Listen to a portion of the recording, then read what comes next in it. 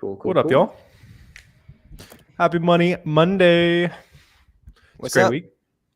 First day of fall I gotta yesterday. get yeah. Wait, we got the Amex Plat back.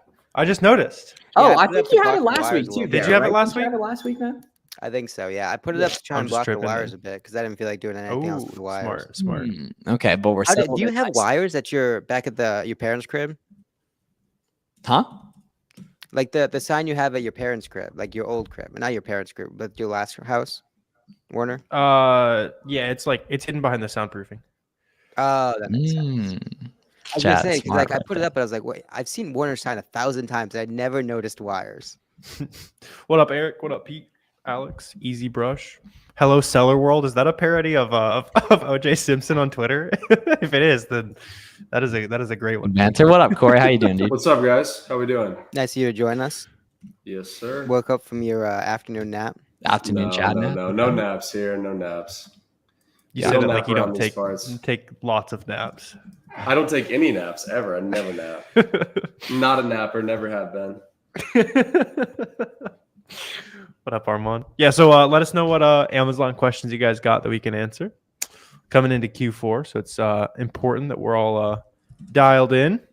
Make sure you got those lists of stuff that you see spiking up in price, I'm selling starting to ramp expectations. too. Yeah, exactly. Oh, we got a Corey fan in here. That's what's up. What's up? Oh my gosh, Lionel Messi And a himself. Messi fan. Oh my gosh. Messi pick. See ya. Okay, very, very good. What's up, Pete? Cool. Yeah. So, guys, whatever questions y'all got, let us know. We love helping you guys grow your operations here. It's a great day, September 23rd, a week till Q4 starts, and about 7 weeks till the really, really good part of Q4 starts specifically. So let's see here. What if the product I find is not on a website to ungate, but there's different models of the same brand on Target, however, they are not profitable? There's a very good chance that whatever website you found them good on will work for ungating if it's any sort of like big retailer in 2024. Or you could just buy that other size on Target if you're ever worried about it, which generally will be a waste of time. But you can, if you're worried about the ungating, you can do that if you want. And then just sell break even basically. I got a big one that's racking my brain. Let's hear it. Let's hear it, Do Pete. it. Let's hear it. Absolutely. Cool. Sweet. Grand Rising. Yes, sir. Cool. Yeah, Corey, you missed that obvious play I called out 2 weeks ago. We're already up 10% on it. Oh, yeah. I didn't know what you were talking about. You also misspelled it too. So I was like, He said, what do you I did not tell Corey. I did not give Corey the play. You have been talking about it for a few. I've heard you talk about it before. Cool. Sweet. That's what's up. So you locked down a big grocery distributor, Corey. Yeah. Oh, yeah. Cool. So what does that look like for anyone who might want to do wholesale? Like, what does that dynamic look like specifically? Yeah, so we had reached out to, or actually someone in our network had reached out to us. They have a connection to this very large grocery distributor, one of the biggest in the country, publicly traded, very legit, authorized, all the good stuff. And basically, we're going to be buying through, like, from him, who's buying from this distributor. We've got that full paper trail, full supply chain back to the brand. And basically, people can go through the catalog and kind of order what it is that they want.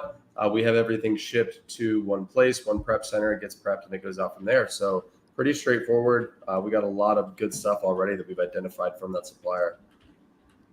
Cool. Sweet. Okay. Sounds good. I recently learned that Target can ban customers for placing multiple repeat orders. Unfortunately, I found out after placing several orders last night, it's not canceled. Am I still good? Yes. In general, one of the main things a lot of beginners are afraid of is order cancels. However, in many cases, those aren't the kind of thing where they're not beatable, essentially. On Target, you might be able to beat them with gift cards. Target is a site that does order cancel heavily. It's not going to be a part of your long-term strategy as an online arbitrage seller, most likely because of that specifically. But yeah, in general, a ton of wealth is lost worrying about cancels. And would not recommend worrying about them too much and like causing you to buy less inventory. Basically, you're much better off keeping it moving and dealing with them as they come, because that's going to compound your skill and knowledge faster, in my opinion. Yeah, a lot of those sites will forget you though. So like on your spreadsheet where you have the website you've sourced from, the best coupon you see them offer, also write down like the last time you ordered from, if it's a cancel heavy site, and I'll go back after 2, 4, 6 weeks depending on the website. A lot of times you'll get another couple grand through. It's a very, very good point. Is the food category lucrative? I mean, all categories are lucrative, right? There's opportunity within all categories. It just depends on your pricing, the relationship with the supplier. The cool thing I will say about grocery is that typically most of the listings cannot be returned, which inherently adds the bottom line just a bit. You don't have to worry about any dead cap hits and stuff like that. But it doesn't make sense a whole lot to differentiate. Wait, what was that? You don't have to worry about what? Dead cap hits. It's a sports thing. Oh, Like, I have no idea what you're talking about. yeah. That was a crazy. That was a crazy. Yeah, we almost let that take slip. right I was there, like, wait a second. Yeah, that's a crazy rural Connecticut take right there. But hey, we're not gonna knock it. What you got for us? And somebody else asked me that exact question today: is grocery a good category? And so my opinion on it is, if you're doing your own prep, right? That's why you see a lot of these big mega sellers doing grocery, because the average sale price in the grocery category is a lot lower. So if you're selling a $13, $14, $15 grocery product, unless you're doing your own prep, it's just going to be pretty expensive. Like if you're paying a prep center to do that prep for you, it eats up a lot of your profit. So great category, but it's better suited for somebody who's got a really low prep cost. But inherently that creates a moat, right? Because you're eliminating a ton of competition that uses prep centers, right? If it costs, if it's selling for $9.99, you're making $1.20 profit. It's not likely that you can afford or would want to pay a prep center a half of that, right? 60, 50, 80 cents, something like that. So you're going to eliminate some competition just simply based on the low sales price, which is kind of cool. Yep. It's facts right there. Ooh, here we go. I have a question. On a variation, it has monthly sold on the chart. Is the monthly sold shown for all variations or a specific listing? Specific listing, my friend. Specific listing. You'll notice if you change the variation, the monthly sold is going to change. Right there, too. Corey, what's the KD ratio? Yeah, what's the KD? Yeah, very important. I don't know. I haven't even looked. I haven't looked at forever. See, that doesn't know his own numbers. He doesn't know his numbers. Really He's not high, dialed really in. I don't know my KPIs. Yeah, bro, check your Voxum. Like we've been over this, bro. Check your Voxum analytics. Come on, check your Voxum analytics right there. Is Voxum okay for beginners, or should I do a few orders on Amazon first, getting ready to list first products when I get off work? Dude, honestly, Alex, you might as well do it from the easy way from the get go. Amazon Seller Central is confusing. I've had a couple people I've been talking to recently that they've gone in to list their first listing on Amazon Seller Central and been unbelievably overwhelmed by all the options on there when low key two of them are required. But Voxum's gonna not show any of the bullshit that's not required basically. Onto that. So yeah, Alex, I'd say use Voxum here. It's also just so intuitive. Well, I just couldn't imagine being a new seller in 2024 and having to go into the Seller Central workflow and try to figure out how to create a new FBA shipment from scratch today. When I first did it back in 2017, it was so much easier, so much more straightforward then. Today, it's like tuning into a sequel that you didn't watch. It's insane. It's crazy. You're joining the middle of a season. Do we submit questions in the chat? Yeah, just type in questions. Yeah, Pete had a good question up here. Let's see. For example, I buy 10 widgets at a store for $5 a piece. Let's imagine they are standard size. I could sell all of them on Amazon for $7 or something like that. If I sell, I have to pay. If I sell on the FBM, I have to pay $5 to $7 in shipping per item. Yeah. So Pete, you wouldn't it wouldn't make sense to buy something for $5 and sell it for $7. If you're buying it for $5 and if it's selling for $7, you're paying 75 cents for it and FBAing it every time and making 50 cents, for example, which is a very isolated example that you're probably not going to do if you're a beginner. A way more realistic breakdown of an item is FBA, for example, would be buying for 10, selling for 24, making $4.50, or FBMing that item. It would be buying for 10, selling for 24, paying $5 for shipping, $4 for shipping, but not paying the FBA fees, which end up being pretty much the same as the FBA fees, right? Or which ends up being about the same as the shipping cost basis. So when you FBA, you do pay FBA fees, but you don't pay individual shipping. When you FBM, you don't pay FBA fees, but you do pay individual shipping, which are both based on size and weight and are pretty much the same thing. So the numbers pretty much equal each other. A good rule of thumb is for something to be profitable, you need to sell it for double or more on Amazon. And on the cheaper items, Warner brought this up last week, it's more like 1/3, for example. Yeah. And Toby had a good question here earlier. So he said, Corey, how would you approach a brand on LinkedIn to start a conversation to eventually pitch exclusivity? So I prefer just to get a foot in the door and try to just become an authorized retailer. So I would just find a decision maker for the brand on LinkedIn, either the owner or somebody up there in sales, and just really just send them a connection request saying, hey, my name's Corey. I own a retail business looking to buy your products at wholesale, the whole spiel, and try to get in their world that way. And then after you've done a couple of orders with them, start asking them questions to get them to understand that they've got a problem on Amazon, right? Hey, why is it that you guys have 15 different people selling your products on Amazon? Or why is it that you guys don't have a brand storefront, right? And then asking them these questions and then positioning yourself as the person to kind of help them there. Yep. That's such a good point, though, because so much money is lost by simply ending your like process of opening accounts just with like the general template, right? Just like filling out their just like you're buying and you're selling and you're not. Yeah. Taking just simply in 2024, just filling out the contact us general template's not going to get it done, right? That message gets lobbed in with hundreds of other messages a month. No one's probably going to read it, right? It's not as valuable as Googling sales rep LinkedIn for that company. Now you have an exact person you could reach out to, an email, phone number. You can make a customized, personalized message. And it's going to be way, way more higher conversion. Yep. Somebody's asking a good question about product research earlier. How do you start the product research for the first product once you have a good product? It's easy to reverse source. What about finding the first one? Yeah, good insights there. If you need like a starting point, then just look at any of our 3 channels. We've found a bunch of products recently. There's stuff on like Twitter, that kind of stuff you can go off of. Like really, that's not the hard part at all. Find a sale that's going on and dive into a storefront. The biggest thing is just don't expect anything to be profitable at retail price.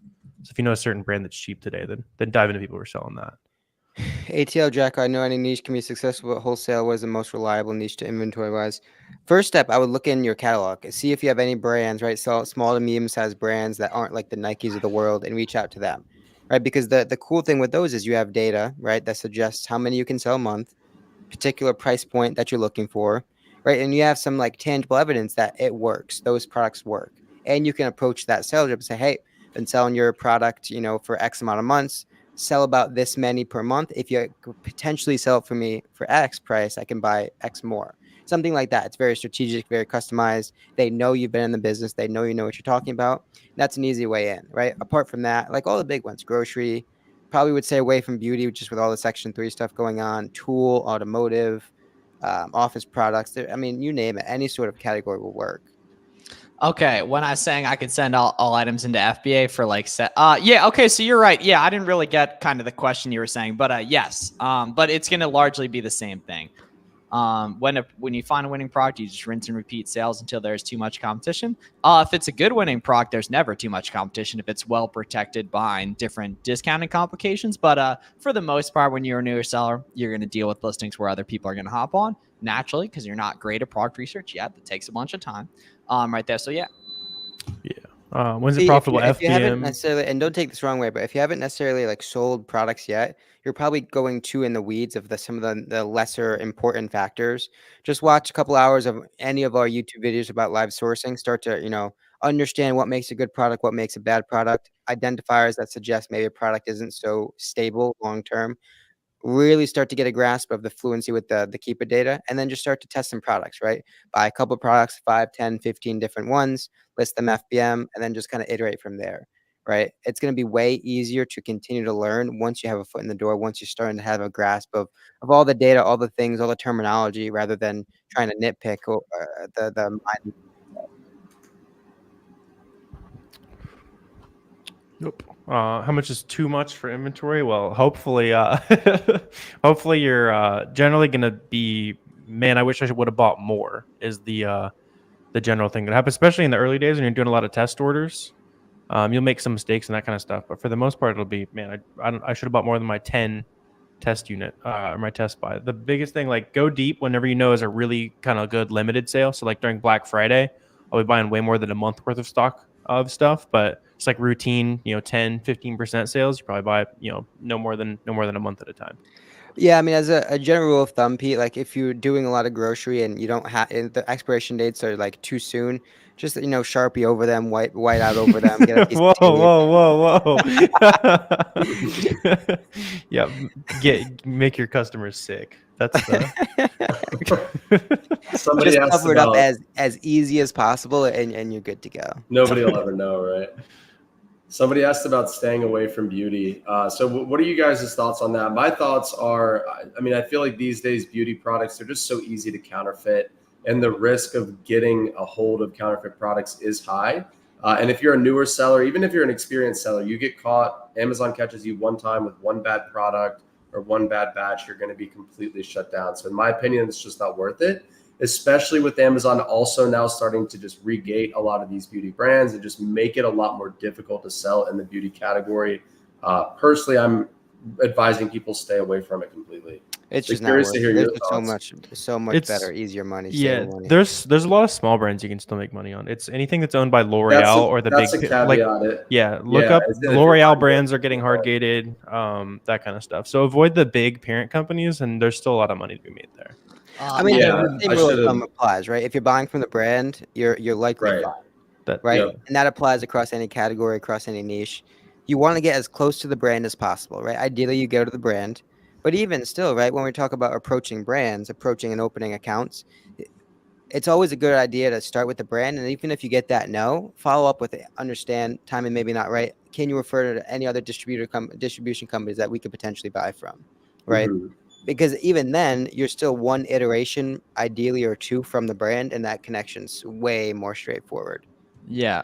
So Pete, when you're a beginner, the last thing you should be worried about is the low inventory fees, man. You gotta get the ball rolling a little bit. However, buying 1 to 2 of something will never really make sense to FBA just based on shipping costs. You should totally FBM those items specifically. Yeah, you also don't pay that on anything you sold less than 20 of in the last week, which is going to be not very many arbitrage products until you know what you're doing. So yeah, it doesn't matter.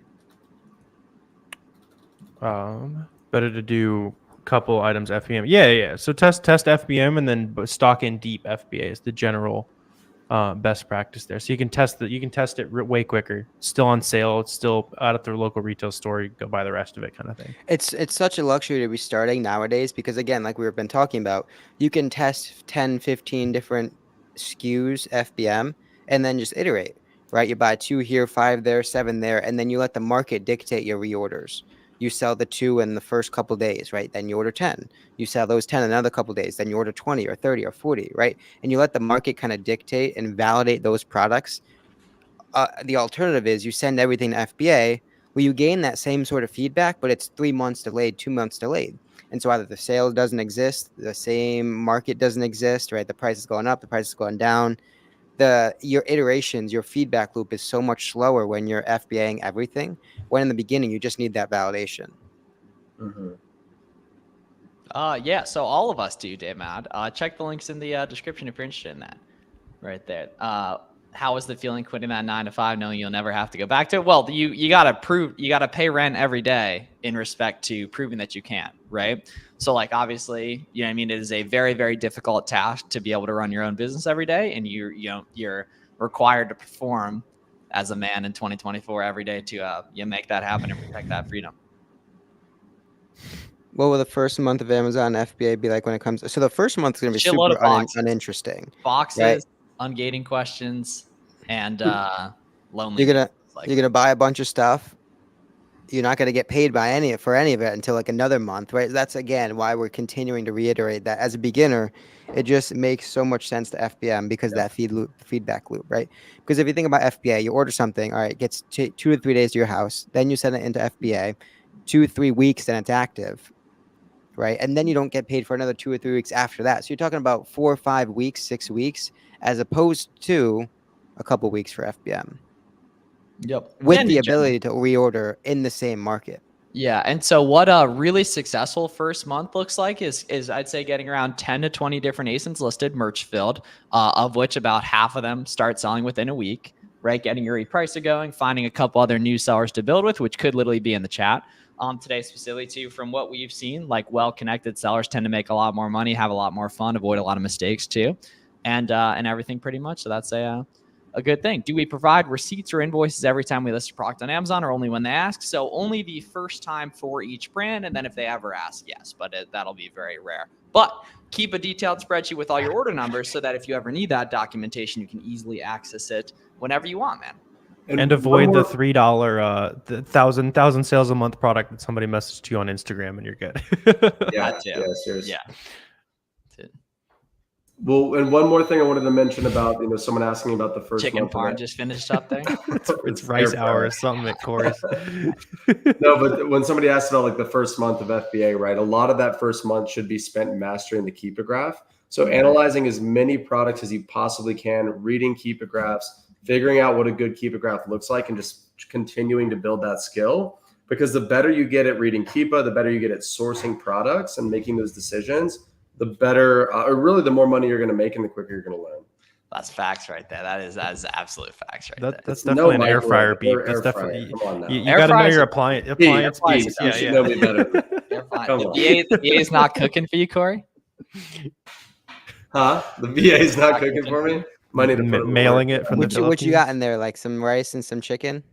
I got like a pound of chicken thighs and then rice in the pressure cooker right here. Are we going with the just all natural chicken? Or are we getting some sugar-free barbecue sauce on there? We got some barbecue sauce. It's not sugar free. Not sugar-free, A okay. whole lot of cheese. Whole lot of cheese. Okay, cool. Oh cool. yeah.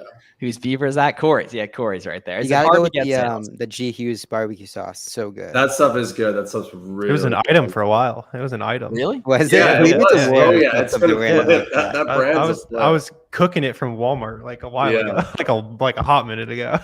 That's so funny. Is it hard to Also get not sales? Yeah. Is it hard to get sales? No, not really. Like the hard part is finding stuff that is about half of what you're gonna sell it for.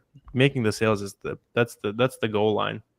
Amazon does that for you. I only see Corey when seed oil bans are off. Ooh, that's facts Man, right there. Pete. Too. That actually is true though. That actually is completely true. Who said that? Though? I don't see that. Fighting words, It's Pete. Pete. Come on. now. Peabody. Oh, it didn't load for me. But I don't mean, think he Corey is likes 1,000% any food right more than his Las Vegas chicken parm. Oh, I love that thing. Oh, what's man. that place called too? Missed it That's this why year. Sinatra's? I don't know why I remember Sinatra's? that, but yes. Yeah. What is Making it no- burn his Vegas spots. How do you determine the percentage of sales on a variation? So I wouldn't really worry about the percent sales just because that's relative to reviews, and reviews don't take into account how long the listing's been around. But if you want to take a look at that, it would be the variations tab on Keepa and filtering by reviews. Yeah. You can look judge off the last 90 days how fast those are actually increasing. Okay, Tony?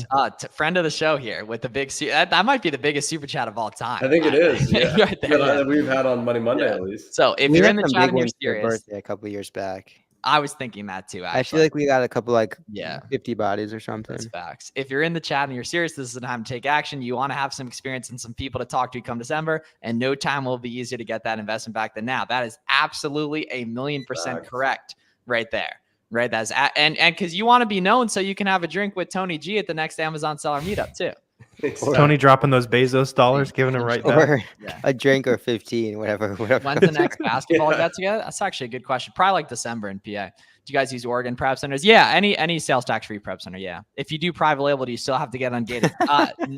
No, but you have to like create you have to create the brand. So like kind of actually low key, right? You know, It's even worse. It's You know even what I worse. mean? Imagine Yeah, the exactly. ungating Yeah, process. exactly. Worse. So like kinda, right?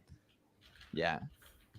Yeah. Sales tax free prep centers are dope right there. Cool. And we'll be on a couple more minutes, y'all. So let us know any questions too. And also check out the new video I posted today too with cousin Steven.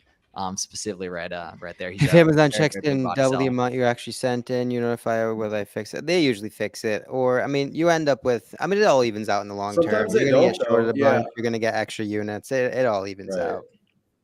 Yeah, there's been times where, of course, they'll receive less than I actually sent in, so they got to reimburse me. But there's been plenty of times where they'll receive somehow double the amount that we actually sent in. And I know for a fact we didn't send in double, and we'll sell through the units just fine and we'll get the money and it's fine. But so, yeah, at the end of the day, a lot of times it just evens out.